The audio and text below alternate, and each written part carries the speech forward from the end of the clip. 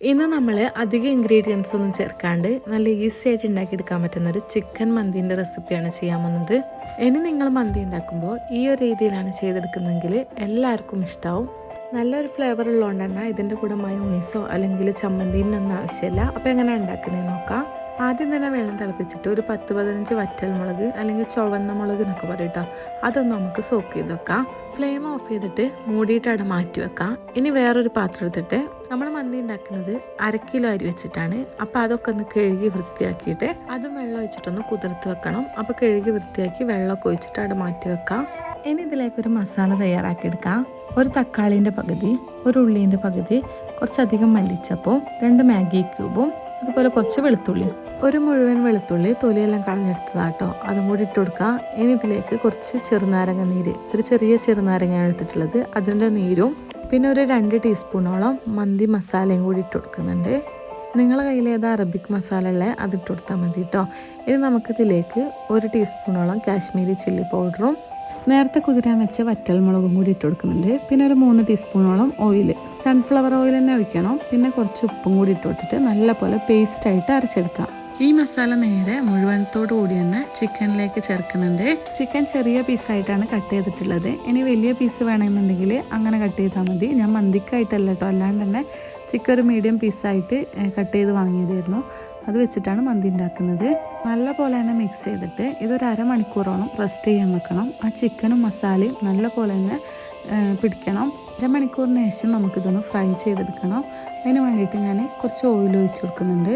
Sunflower oil തന്നെയാണ് ഒഴിച്ച് കൊടുത്തിട്ടുള്ളത്. വെളിച്ചെണ്ണ ഒന്നും ചേർക്കേണ്ട, അപ്പോൾ ഒരു നാടൻ ടേസ്റ്റ് വരും കേട്ടോ. അപ്പോൾ ഇത് ഓരോന്നായിട്ട് പൊരിച്ചെടുക്കുന്നുണ്ട്. നമ്മൾ മീഡിയം ഫ്ലെയിമിൽ വെച്ചിട്ട് വേണം കുക്ക് ചെയ്തെടുക്കാൻ. ഉള്ളെല്ലാം വെന്തിട്ടണം. ഒരു ഭാഗം വെന്ത് കഴിഞ്ഞാൽ അപ്പുറത്തെ ഭാഗവും മറിച്ചിട്ട് കൊടുക്കുക. മസാലയെല്ലാം ഓവറുള്ളതുകൊണ്ട് പെട്ടെന്ന് കരിഞ്ഞു പോകാൻ ചാൻസ് ഉണ്ട്. അപ്പോൾ ശ്രദ്ധിച്ച് തന്നെ കുക്ക് ചെയ്തെടുക്കുക. അപ്പോൾ അത് 2 ഭാഗവും ആയിക്കഴിഞ്ഞാൽ നമുക്ക് ഈ ചട്ടിയോട് നിന്ന് മാറ്റി വെക്കാം. ഇനി നമുക്ക് റൈസ് ഉണ്ടാക്കാൻ തുടങ്ങാം. ഈ ഓയിലൊന്നും ബാക്കിയാവില്ല കേട്ടോ, നമുക്ക് ആവശ്യമുണ്ട്. ചോറ് വെക്കാനുള്ള പാത്രം എടുത്തിട്ട് അതിലേക്ക് സൺഫ്ലവർ ഓയിൽ വെച്ച് കൊടുക്കുക. കുറച്ച് പട്ട, ഗ്രാമ്പൂ, ഏലക്കായ്, ചെറിയ ജീരകം, ബേ ലീഫ്, കുരുമുളക് എല്ലാം കുറച്ച് വെച്ച് മതി. എല്ലാം ഒന്ന് പൊട്ടി വരുമ്പോൾ ഇതിലേക്ക് നേരത്തെ നമ്മൾ മാറ്റി വെച്ച മസാല അല്ല, ആ ചിക്കനിലുണ്ടായിരുന്ന മസാല, അതും കൂടി ഇട്ട് കൊടുക്കുക. നല്ലപോലെ ആ പച്ചമണം മാറുന്ന വരെ വഴറ്റി കൊടുക്കുക.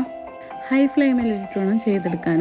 നല്ലപോലെ ഒന്നായി കിട്ടിയാൽ, ആ ഒരു കളറൊക്കെ മാറി കിട്ടിയാൽ ഇതിലേക്ക് റൈസ് ഇട്ട് കൊടുക്കുക. ആ റൈസും മസാലയും നല്ലപോലെ മിക്സ് ആവുന്ന തരത്തിൽ ഒന്ന് യോജിപ്പിച്ചെടുക്കുക. ഒരു 2-3 മിനിറ്റ് നല്ലപോലെ തന്നെ ഒന്ന് മിക്സ് ആക്കിക്കൊണ്ടേയിരിക്കുക. ഹൈ ഫ്ലെയിമിലിട്ട് വേണം ചെയ്തെടുക്കാൻ. ഏകദേശം ആ എണ്ണയൊക്കെ ഒന്ന് തെളിഞ്ഞു വരുമ്പോൾ നമുക്കിതിലേക്ക് വെള്ളം ഒഴിച്ച് കൊടുക്കാം. നമ്മളിത് വറ്റിച്ചെടുക്കുകയാണ് ചെയ്യുന്നത്. അതുകൊണ്ട് തന്നെ 1 ഗ്ലാസ് അരിക്ക് 1.5 ഗ്ലാസ് വെള്ളം എന്നുള്ള രീതിയിലാണ് നമ്മൾ എടുക്കുന്നത്. മസാലയിൽ തന്നെ വെള്ളം ഒഴിച്ചുകൊണ്ടിട്ട് ആ കളറ്. ഇനി ഇതിലേക്ക് ഉപ്പും ഒരു ഉണക്കനാരങ്ങയും കൂടി ഇട്ടിട്ട് മൂടി വെച്ച് വേവിച്ചെടുക്കാം. ഇടയ്ക്കൊന്ന് തുറന്നിട്ട് അടി കൂട്ടി ഇളക്കി കൊടുത്തിട്ട് പിന്നെ ഒന്ന് മൂടി വെക്കാം. അധികം ഇങ്ങനെ ഇളക്കി കൂട്ടണ്ട. ഈ സമയത്ത് നമുക്ക് 2-3 പച്ചമുളകും കൂടി ഇട്ട് കൊടുക്കാം. മുഴുവനത്തോടെ തന്നെ ഇട്ട് കൊടുക്കുന്നുണ്ട്, കട്ട് ചെയ്യുന്നൊന്നുമില്ല. മൂടി വെച്ച് ഒരു 5 മിനിറ്റിന് ശേഷം തുറന്നെടുത്താൽ നമ്മുടെ റൈസൊക്കെ റെഡി ആയിട്ടുണ്ട്. കുറച്ച് വെള്ളം അതിൽ കാണും, നല്ലോണം ഡ്രൈ ആയിക്കില്ല കേട്ടോ. അതിന് അടിയൊന്ന് ഇളക്കി കൊടുത്തിട്ട് മേലെ ഭാഗത്തേക്കാക്കി എടുക്കാം. എല്ലാം ഒന്ന് സെറ്റാക്കി കൊടുക്കാം. ഇനി ഇതിൻ്റെ മേലേക്ക് നമുക്ക് ആ ഒരു ഇറച്ചി പൊരിച്ച എണ്ണയല്ലേ, അതിൻ്റെ ആ മസാലയോടുകൂടി ആയിരിക്കും ഉണ്ടാവുക. അപ്പോൾ ആ എണ്ണയും കൂടി ഒഴിച്ച് കൊടുക്കുക. ആ ഓയിലിൽ തന്നെ നല്ല മസാല ഉണ്ട് കേട്ടോ, അതുകൊണ്ട് തന്നെ ആ ചോറിലേക്ക് ആ മസാലയൊക്കെ ഇറങ്ങുമ്പോൾ നല്ല ഫ്ലേവർ ആയിരിക്കും. ഇത് നമ്മൾ പൊരിച്ച് വെച്ച ചിക്കനും കൂടി ഇട്ട് കൊടുക്കുന്നുണ്ട്. ഈ ഒരു മസാല എന്ന് പറയുന്നത് ഈ അൽഫാമിൻ്റെ ഒക്കെ ടേസ്റ്റ് കേട്ടോ, നല്ല ടേസ്റ്റാണ്. ഒരിക്കലെങ്കിലും ഉണ്ടാക്കി വെക്കണം. പിന്നെ ബാക്കിയുള്ള ഓയിലും കൂടി വെച്ച് കൊടുത്തിട്ട് നമ്മൾ ചാർക്കോൾ വെച്ചിട്ട് പുകയിച്ചെടുക്കുകയാണ് ചെയ്യുന്നത്.